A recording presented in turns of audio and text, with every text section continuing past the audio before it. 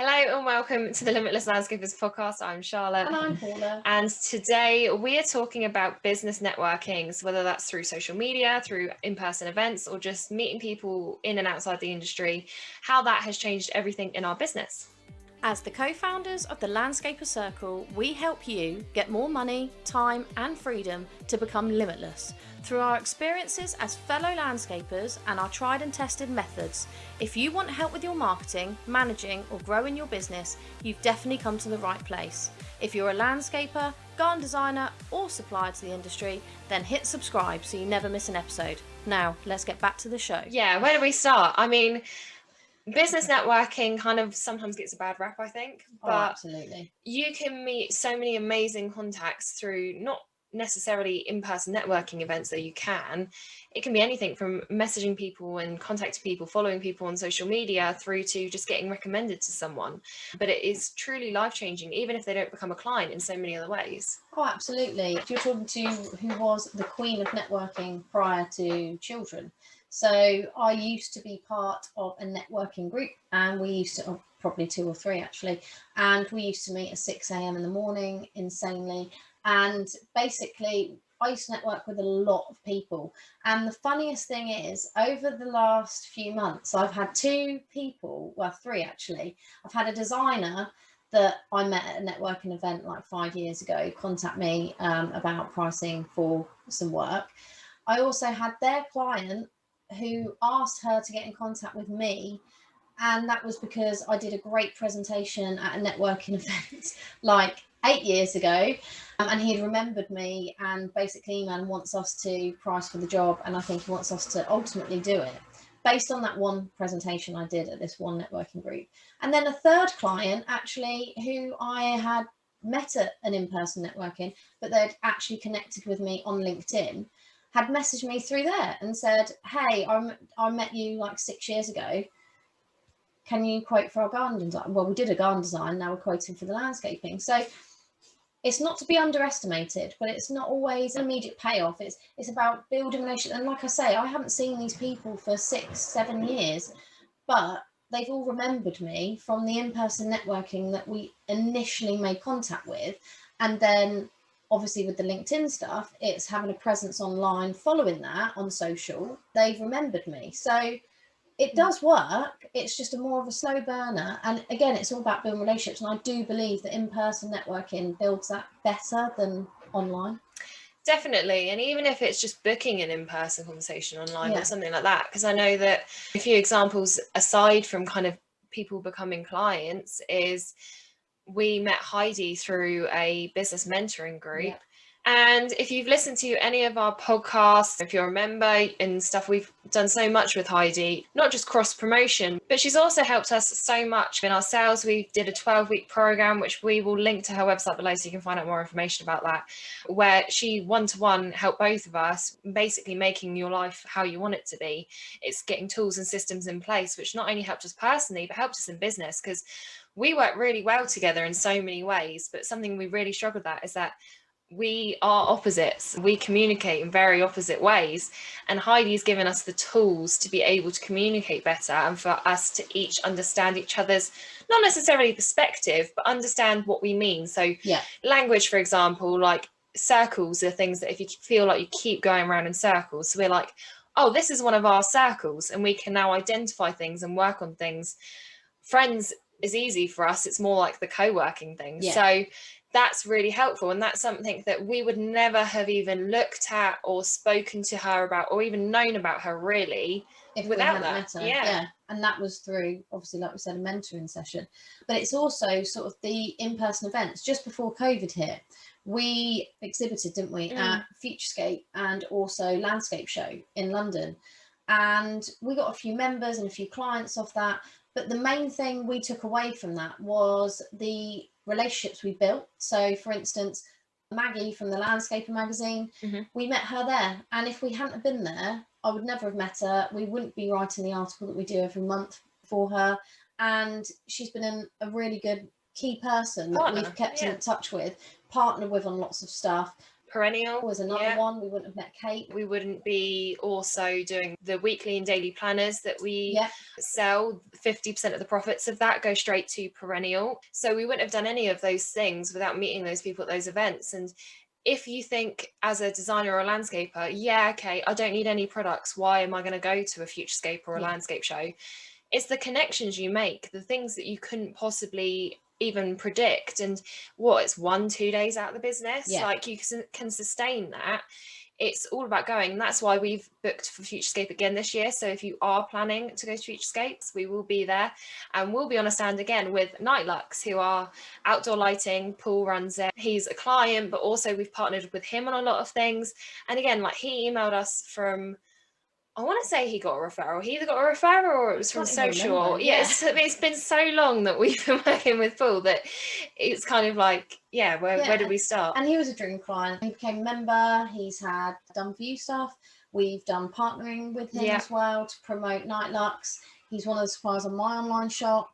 So it's about building, even if you've met people. So we've all sort of met people online or in events, but never really done much with the relationship. But we just think, we can email them. I think cementing those relationships that you want to build better, go into these events and in person, sitting down, having a coffee and organising it, not just turning up and expecting them to be free, particularly if they're on a stand, but seeing if you can book in for a quick coffee and a chat, just to see where it leads. And it's not just about getting clients and getting partners. It's also about collaboration. So are there collaboration opportunities? Are you a designer that's struggling to look for landscapes in your area? They are probably going to Futurescape or the landscape show. How about contacting them and booking in to meet them there for a coffee, so you're not having to do multiple coffee trips? What happens normally is you contact them, you meet them in person. You could meet 5 people in one place at different times rather than traveling to different places to meet different people. So it kind of makes it easier utilizing these industry events to your benefit. Like, we've booked a stand specifically that is near the cafe, and we're going to have a link nearer the time where you guys can book in for a chat with myself or Paula and book in for a call off the stand. And basically we're sharing a stand with Nightlux. Now you may think, well, why? Because they're an outdoor lighting supplier and you guys offer marketing services and membership. Well, we work together really nicely. It will be a really nice cohesive stand, and ultimately Nightlux is a partner of ours, and part of membership at TLC is that you get access to all of our partners. So it was a really nice way, and that's again something that we would never have had if we hadn't made that connection.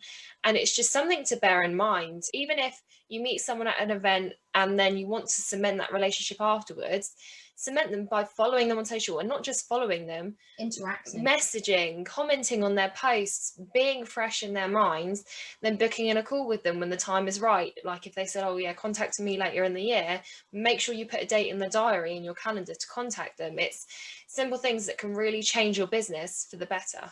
And it's also looking at your existing contacts. So what I hate the most is, on particularly LinkedIn, is you make a new connection and then they tend to send you a salesy type message. I am not a fan of this. Now, I'm a fan of sales, but done right, not done craply.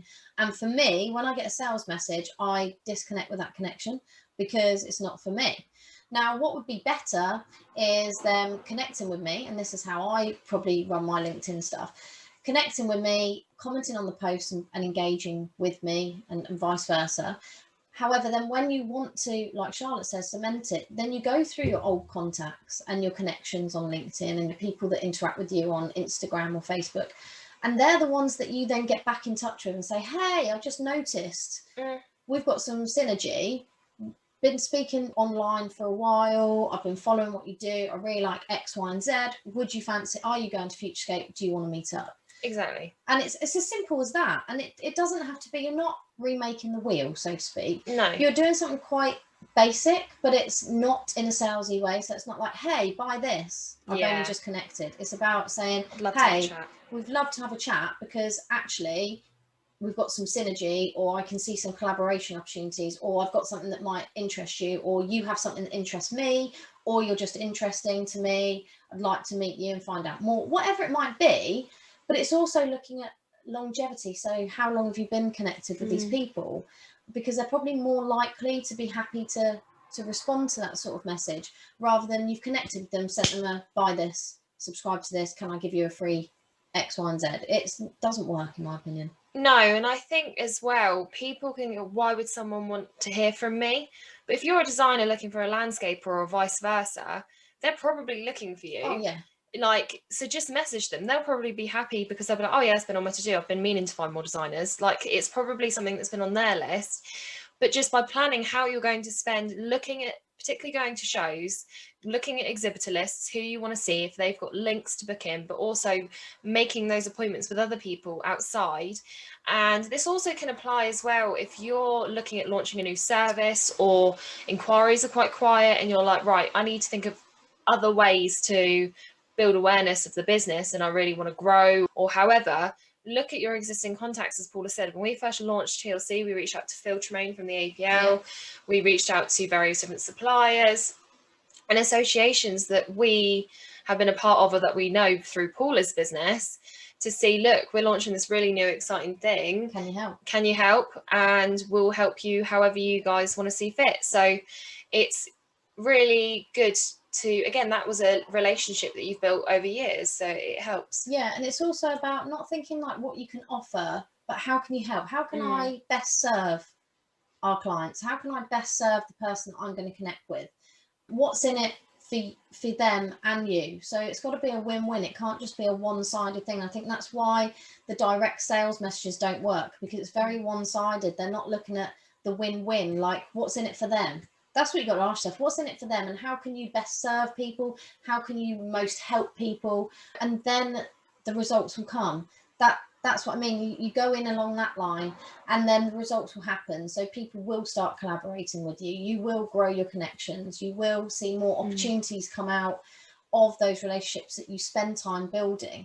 But it's not an instant thing. This is more of a long-term plan. Yeah. And I think one of my pet peeves in the industry is that it's very much an industry where it's like, why would I do that? Because I'm not getting inquiries straight away. Why would I do that? Like, it's always about now, I need it now, or I'm all right as I am at the minute. It's almost like people that rely on word of mouth a lot then have now relied on social media, and it's like, well, I've got social working for me. I don't need anything else. I don't need a website. I don't need this. I don't need to contact these people. And it's like, well, if they're not going to be a client of mine, what's the point of contacting them? And I'm sure if you're listening to this, you're not one of those people necessarily, but it's all about building relationships. The reason we have a partners list at TLC that our members and non-members can access is that we like partnering with quality businesses. We like sharing success. There's this, I think, belief in the industry that there's not enough to go around. Like, you've got to be competitive on price. You've got to do this, you've got to do that just to get the jobs in. And you've got to be really against your competitors. We've spoken before how you've helped your competitors and been with your competitors, Paula. So it's almost like this thing of getting out of your own way to achieve success and also build great relationships that can partner in fruition in so many different ways. Also worth mentioning is what we've set up in the Landscaper Circle. If you are a member, you might not remember us sending an information out about this, but we offer a dashboard now where you can actually go and collaborate. So there's a members directory which is available to members, where you can see all the members within the Landscapers Circle that have updated to have a public profile. So if you do join at some point and you don't want to have your profile public, you don't have to, but it will have your logo and your contact details and your website, I believe, on there. And then there's also the member convos area. So this is an area where you can have conversations with your fellow members. Now, the beauty of this is we can discuss different things that you want to discuss between designers, or if you're a landscaper, you want to discuss with another landscaper.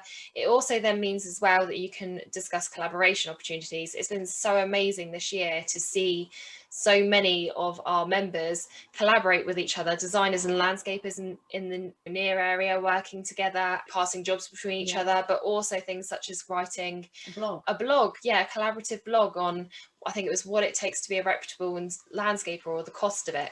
And again, like designers and landscapers collaborating on that. And I know that a couple of our members have actually met up in person and just gone for a walk and a chat. And it's been so lovely to see that. And we want to really foster that in the community, which is why we have that member convos area. So I think it's, again, you may be thinking, well, why do I want to speak to so many other designers and landscapers? Well, right there is 4 or 5 good reasons. Yeah, absolutely. And again, it's a similar thing for any of the associations. When you sign up to these, what are you buying into? The support, the community, the collaboration opportunities. It's not necessarily the association itself as the ultimate thing. It's all of that combined. So getting that support, being in your community, the collaboration, the networking, the building relationships, that's the most important. So again, that's what we offer at TLC. If you're interested in finding out more, go on the wait list. There'll be a link in the show notes, and check us out if you haven't already. But yeah, that's the beauty of networking. There's so many good things that come out of online and offline networking. I myself prefer in person. We had an in-person meeting last week. It was amazing. It's like the first one in ages.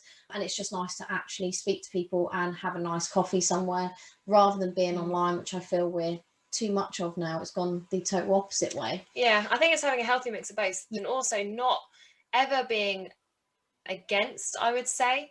Always being open to opportunities. I know that Paula's got a coaching client that came from the gym. Yeah. So it's thinking that even if you don't attend like physical networking events, always being open to the opportunities around you, speaking to people, conversing with people. If Paula hadn't been open to speaking to people at the gym, she wouldn't have got this client. And I don't normally talk that much. Yeah. Headphones on, don't talk to anyone. No, so it's just being open to opportunities and just fostering relationships, really, and it will pay off. Where it will go. Yeah. Don't be focused on what you think the end goal is. Don't be focused on that. Just be open. Just go there with a sense of openness and how you can help them. And even if like you go in with someone and you think that they're going to become a client, I've had it before where people have contacted us or we've networked or etc. and I think they're going to become a client, and actually they don't, but we partner in a different way that works so much better. So even if it's not initially what you think it's going to be, don't immediately turn off and go, right, well, this is this conversation over. Yeah. Just be open to anything that arises. Yes, sometimes they may suggest things that you're like, actually, no, that's not going to work for me. But you can have a conversation about that. Just don't be kind of close-guarded, I guess. Yeah, be open. Do it with love. Start with the cheesy quotes. Yeah. Awesome. Well, thank you guys for joining. All the links that we mentioned will be in the show notes, and we will see you on the next one. Ciao.